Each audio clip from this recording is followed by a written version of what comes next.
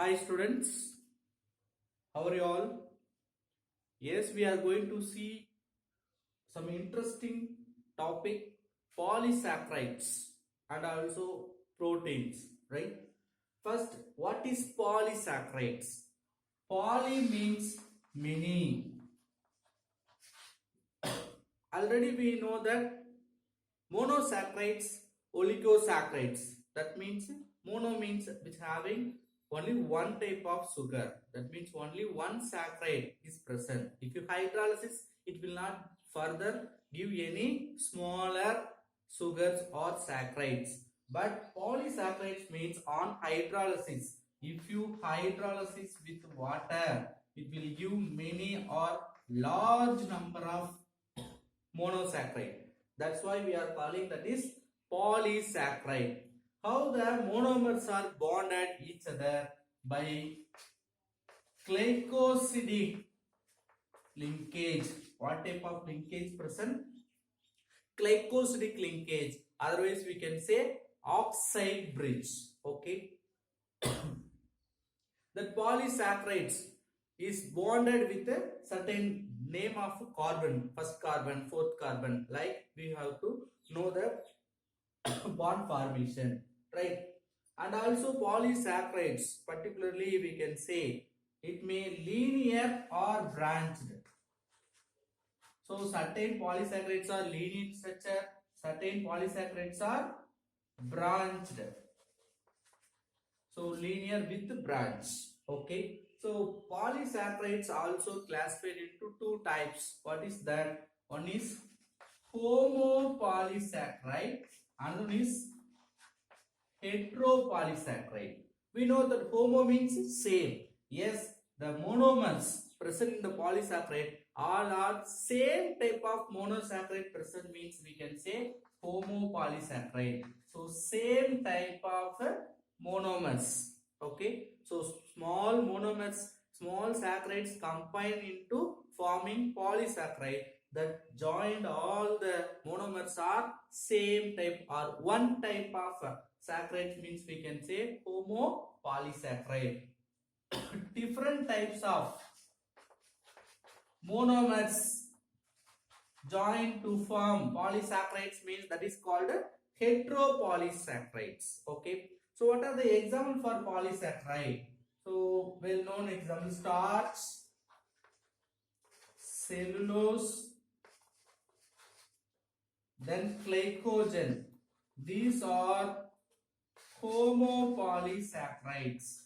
Okay, for heteropolysaccharide, high hyaluronic acid, high hyaluronic acid, and then heparin. These are the example for heteropolysaccharide. High hyaluronic acid, heparin. Okay, so polysaccharides, many monomers made up of polysaccharide. They are connected with glycosidic linkage. They may have linear structure as well as branched structure. There are two types of polysaccharide: homopolysaccharide, heteropolysaccharide. Homo means similar or same type of or one type of monomers are joined together. Then hetero means different type of monomers are joined. Example for polysaccharides are starch, cellulose, glycogen, and then high hyaluronic acid and heparin. Okay. Next we are going to see the first polysaccharide, starch. Starch we know that which is rich in potatoes, then wheat, rice, which is present in wheat, rice. So like starch present maximum quantity in wheat, rice as well as potatoes. Okay, then starch means what? It is made up of many alpha D glucose. Alpha D glucose molecules are joined by glycosidic linkage. Okay, which is joining in the 1,4 alpha D glucose. Okay, how they are joining? One alpha glucose, another alpha glucose, first alpha glucose, first carbon, next alpha glucose, fourth carbon, joining with the glycosidic linkage, which forming the starch. Okay, so starch also called starch, which also called non-sugar, because already we know that yes, polysaccharides are non-sugar, they are not sweet in taste. I forgot to tell, remember, polysaccharide, all other saccharide, oligosaccharide and monosaccharides are sweet in taste, but polysaccharides not a sweet in taste, so we can say they are what? Non-sugar. Okay, starch, we can say storage of animal. Okay, if you want to store your energy, storage of energy,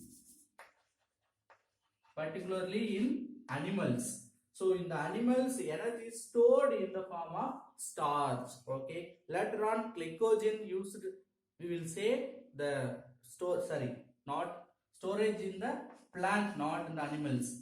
Glycogen only animals. Okay, so in plant, okay, we have seen that examples, wheat, rice, all are plant. The plant, they want to store the energy in the form of starch. They are storing the energy in the form of starch. Okay, so that is important. Then based on its hydrolysis, okay, how it is dissolved into water, based on that we can divide into two starch. We can divide into two. One is water soluble, water soluble, non soluble. So water soluble starch are called amylose.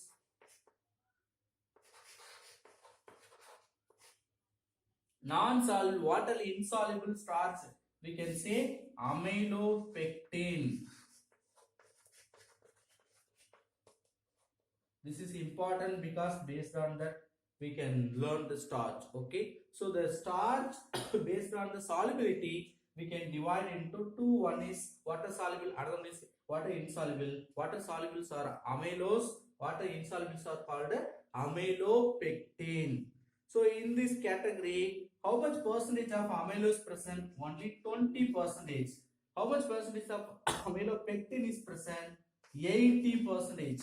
Okay, right. And also amylose are unbranched. Okay, they are forming only linear structure, but amylopectin will form branches also. See, listen, if you take amylose, it can form nearly 4000 alpha glucose in a structure. Okay, so in linear structure we can see 4000 alpha glucose molecule in amylose, but in case of amylopectin, if you see, which is nearly 10,000 alpha D glucose is connected together. Okay, not only this 10,000 in the amylopectin, which may have the branch, in the branch also 24 to 30 glucose in C1 C6, that means alpha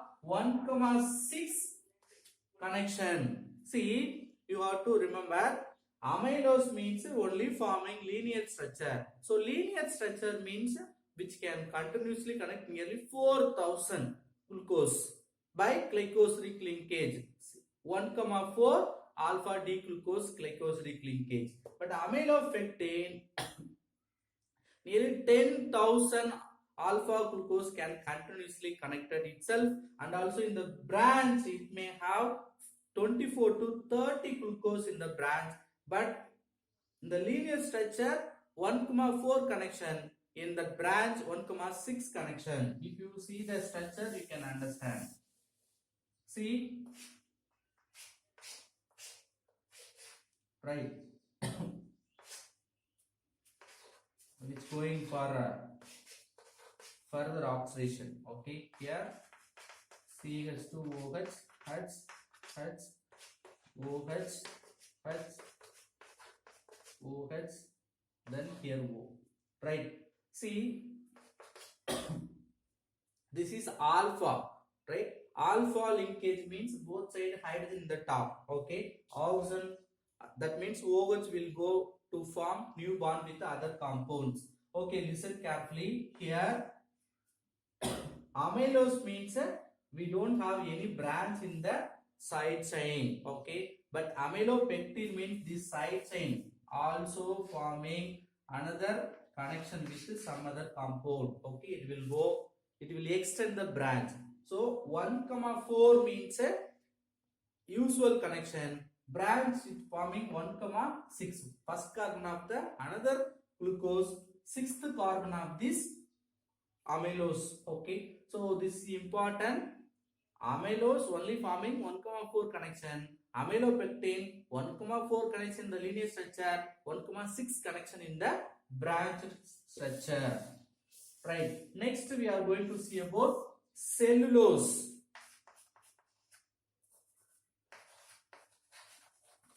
See, cellulose also important polysaccharide because cellulose is used for or it is present as a cell wall in the plant. Very important.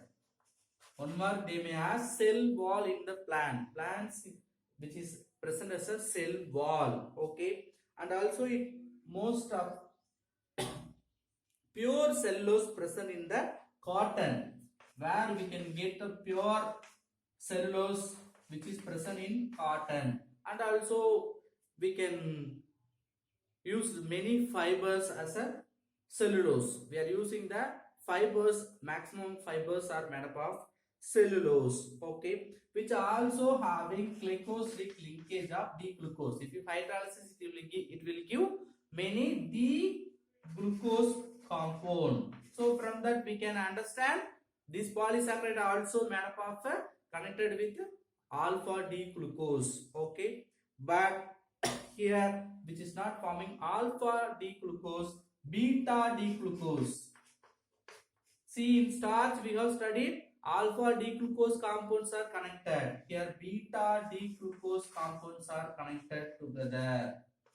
Very important. Both are D, dextrotertiary only. But alpha means the position of OH H will change, alpha beta. Okay, then which undergoing beta 1,4 glycosidic linkage.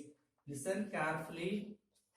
They will ask what type of glycosidic linkage in starch, cellulose, glycogen. Okay, very important. Starch also 1,4, cellulose also 1,4, but they are alpha, here beta. So cellulose used manufactured for paper and also some other fibers. We can prepare or manufacture by using this cellulose. Another important one more, human cannot use as a food cellulose. Okay, cellulose cannot be used as a food for human because human system don't have to digest this cellulose in our body. Okay, this is very important. Then third polysaccharide, that is glycogen. This is another way, otherwise called animal starch. See, plant starch we know that. This also called animal starch. Why this is called animal starch? Starch is energy storage of plant. Here animal want to store its energy, it will use glycogen. That's why they are telling animal storage system, that is glycogen. So what type of monomers are present? Here also glucose. What type of glucose? Alpha or beta glucose. Here also they are made up of alpha glucose. Alpha glucose compounds are connected themselves in the glycogen. Okay, how many number of glucose may present? 8 into 14 glucose in the branch. Okay, here also we can classify it based on like which is similar with the amylopectin. See, starch we have studied, you know, amylose, amylopectin. Amylose don't have any branch. Amylopectin structure is similar with glycogen, right? Amylopectin having the branch 24 to 30, Here the branch may have only 8 to 14. That is the difference, which also similar structure with the amylopectin structure. Now the uses of polysaccharides or simply saccharides. We know that carbohydrates are important for all the living organism. Okay, particularly as a food we are eating carbohydrates. Okay, so we can say they are energy source for living organism. Energy source for living organism, that is nothing but carbohydrate. Some other we can say glycogen, energy storage for animal, starch, energy storage for plants, and also cellulose we can use to prepare paper, and pure cellulose cotton we can use. Okay, and also ribose, one of the saccharide which is used in nucleic acid. At last, very important that polysaccharide, heteropolysaccharide example, high aluronate acid. Okay, that compound used to prepare that shock absorber. What is shock absorber? If I say, you can understand sack absorber. In bike we will say sack absorber, that is nothing but shock absorber. Okay, so for that preparation we are using the carbohydrate. Next very important topic, that is nothing but proteins. See, proteins very important, are most abundant compound in the living organism. Why they are saying? See, the origin, if you take any living organism, without protein we cannot have any living organism. So most abundant carbohydrate, that is nothing but biomolecule, that is nothing but proteins in the living organism. What do you mean protein? What is the meaning of the word protein? Primary, or we can say holding first place. So without this we cannot make any living organism. So in Greek word proteus means primary, starting material. Okay, and also we can have different main function in the living organism. Proteins are very important in the all the biological process. Okay, any biological reaction want to take place, it need because of proteins. Okay, then proteins are made up of alpha amino acid. So amino acid we want to learn first, then only we can understand protein. So polysaccharides means made up of many monomer, many small sugars. Like that, proteins means made up of many alpha amino acids. Okay, so nearly 20 amino acids is present in the very familiar or majority proteins. Okay, so alpha amino acids, we must know what is alpha amino acids. So amino acid, see, the name itself we can understand, amino acid. So one compound having amine group as well as a acid group. Amine group, what is amine group? N-2 group. Acid group, what is acid group? COOH. So these two functional group present in the same compound means we can say amino acids. Okay, amino acids. Okay, sir. Why that is called the alpha amino acid? The alpha position amine group is present means we can say alpha amino acid. See, acid group attached carbon is called alpha carbon. The alpha carbon we have the amine group. This is called alpha amino acid. So the example for our general structure for alpha amino acid, that is nothing but RCHNH2COOH. Okay, this one of the example. By substituting this R value, we can get many types of amino acids. Okay, so if you substitute H, we will get one of the amino acid, that is called glycine. Glycine, only the compound is optically inactive, all other having chiral carbon, because if you substitute here hydrogen, it will becoming achiral carbon, so optically inactive. Other than glycine, all other amino acids are optically active. Okay, right? In the property we will say right? The amino acid generally denoted with one word code or three word code. What is one word? That name, first letter for glycogen, we will say G. Okay. So our first three letters together, that is three letter code, like we can use. Then classification of amino acid. How will you classify the amino acid? So based on acidic, basic, neutral. First we can classify acidic, basic and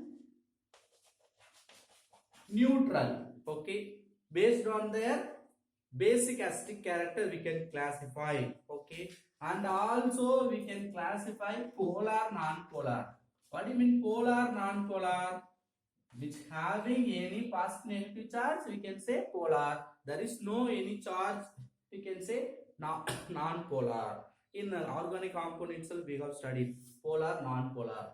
Apart from this, amino acid having two main category based on the synthesis of amino acid.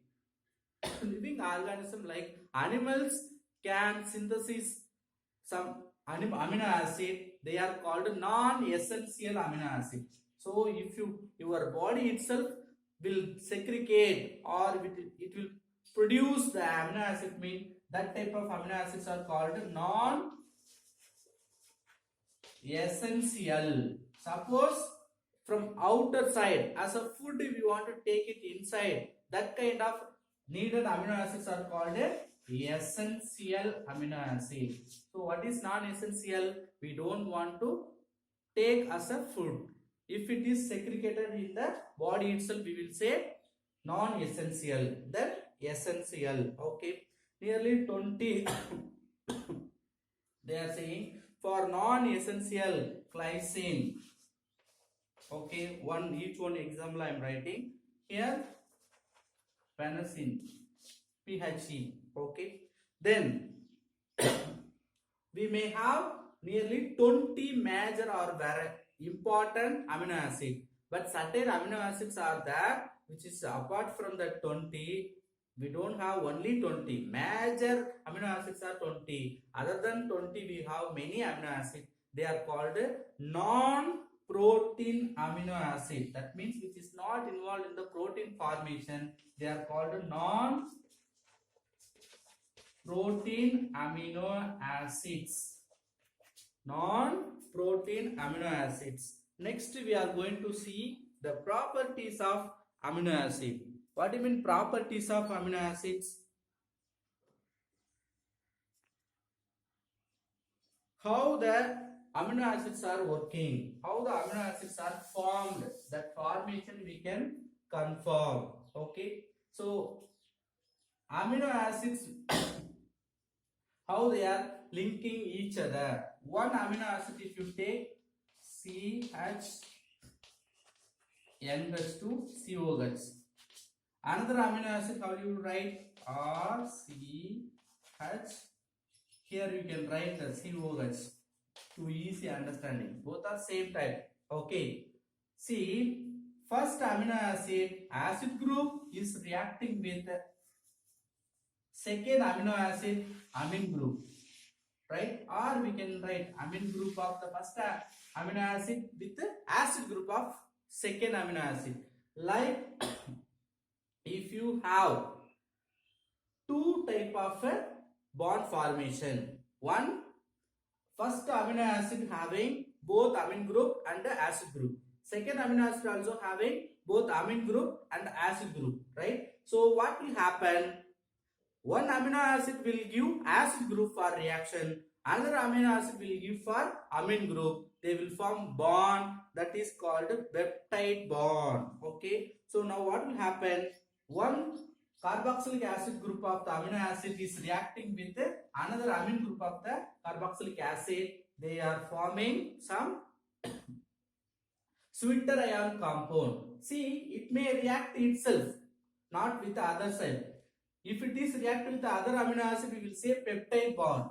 Peptide bond we will see later. first you take it amino acid, it will ionize protonation, it will give proton. That proton may accepted by this lone pair electron present in the nitrogen, so it will form N gas 3. So because of sharing the lone pair electron, positive charge, negative charge. Okay, so depending upon the pH value is acidic. Acidic means what? Basic means it will, depending upon the pH value, it will exist in any one form. Both positive and negative charge present in certain pH value. That pH value, that specific pH value is called isoelectric point. What is the name of that pH value? See, in particular pH value, it will have neutral charge. That means both positive and negative charge will be present in that. That is called isoelectric point. At isoelectric point, that ion having both cation and anion, this ion is called Schwitter ion. Right? Again I am saying, see, depending upon the pH value, it will form anionic form or cationic form, or negatively charged or positively charged. In particular specific pH which will have both positive and negative charge, so we can say neutral. So in what pH value that amino acid exists as a neutral, that pH value is called isoelectric point. Okay, right? In the isoelectric point which exists both cationic positive charge as well as negative charge, you know, the dual charged compound, that ion is called Schwitter ion. Okay, right? Then how it is exists in different basic acidic medium we will see now. So Schwitter ion in the middle, what will happen? COO minus, NH3 plus, then R. This is Schwitter ion. If you apply basic solution OH minus, what will happen? It will attract this proton, so we will get RCHCOO minus as well as NH2, right? Only anion. So in the OH solution, OH means basic solution. If you take acidic solution, that is H plus, then what will happen? This H plus will connected with the O minus. So RCHCOOH with NH3. So now it's forming cationic compound. So it is called cationic form, that is positively charged, negatively charged. So in the acidic medium, it will exist in the positively charged compound, basic medium negatively charged. But in particular pH value which having both positive and negative, that is called isoelectric pH value. This ion formation is called Schwitter ion. Okay. Now all the amino acids are optically active. All the amino acids are optically active except glycine, because glycine amino acids you can write HCHCOOH. This is the structure of a glycine. If you see, similar groups are attached in the carbon, so which is not a chiral carbon, it is a chiral carbon. What is the condition for chiral carbon or optically active compound? It should have at least one chiral carbon, but we don't have chiral carbon here. That's why except glycine, all other amino acids are optically active. And also we can say the amino acids classified based on their textotary, levototary, D, L isomer or D amino acid, L amino acids also there. Okay, and the last one, maximum we will have L amino acids only, but predominantly we have L amino acid. Very less we may have D amino acids also, right? Then at last we will see peptide bond alone. Already I started. Okay, just I will finish. Peptide bond.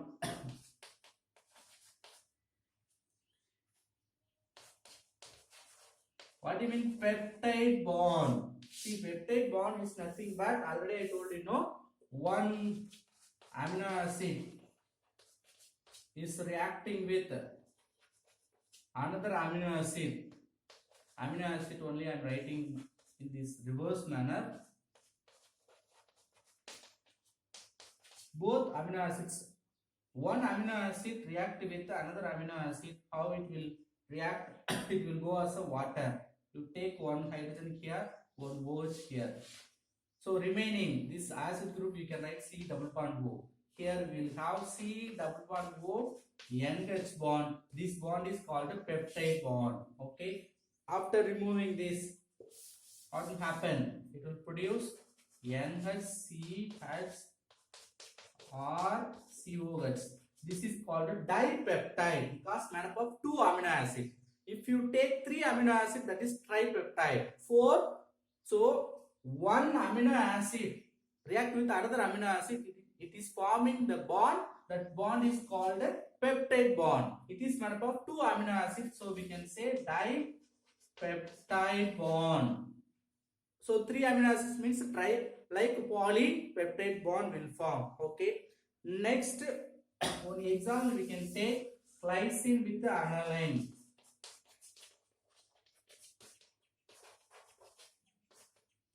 Alanine,